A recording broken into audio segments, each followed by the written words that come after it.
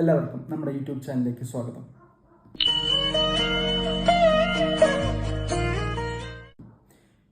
ഇന്ന് നമ്മുടെ ലാലേട്ടൻ്റെ ബർത്ത്ഡേ ആണ്. അപ്പോൾ ലാലേട്ടൻ്റെ വിഷ് എന്നൊക്കെ ആയിട്ടാണ് ഇന്ന് ഞാൻ വീഡിയോ ചെയ്യുന്നത്.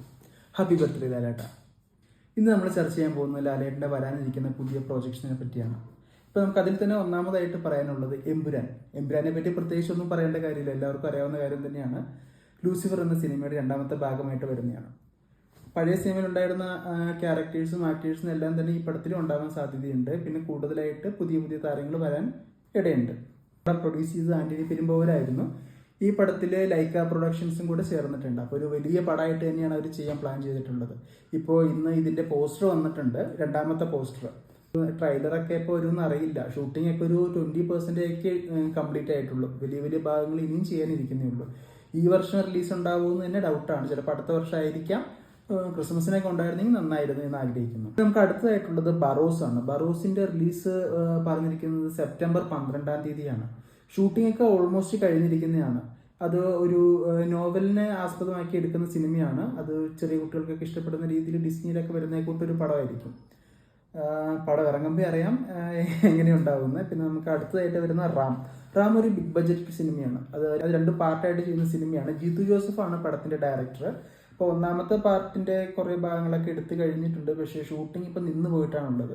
അപ്പോൾ അതിന്റെ ഷൂട്ടിംഗ് റീസ്റ്റാർട്ട് ഇതുവരെ ചെയ്തിട്ടില്ല. എത്രയും പെട്ടെന്ന് സ്റ്റാർട്ട് ചെയ്യുമെന്നാണ് അറിയാൻ കഴിഞ്ഞിട്ടുള്ളത്. ലാലേട്ടൻ, തൃഷ, ഇന്ദ്രജിത്ത് ഇവരൊക്കെയാണ് പ്രധാന ക്യാരക്ടേഴ്സായിട്ട് സിനിമയിൽ വരുന്നത്.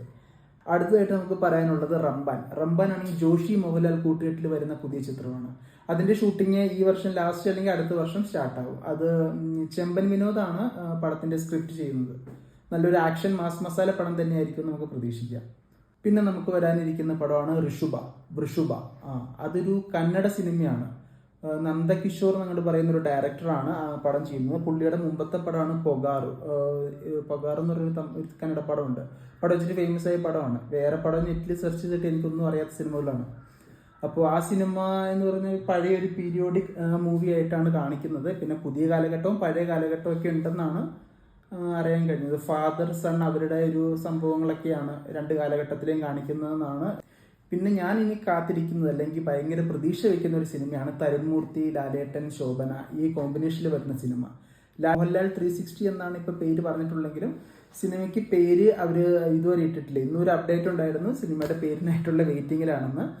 ഏതായാലും നമുക്ക് കാത്തിരിക്കാം ലാലേട്ടൻ്റെ അടുത്ത നല്ല സിനിമകൾക്കായി.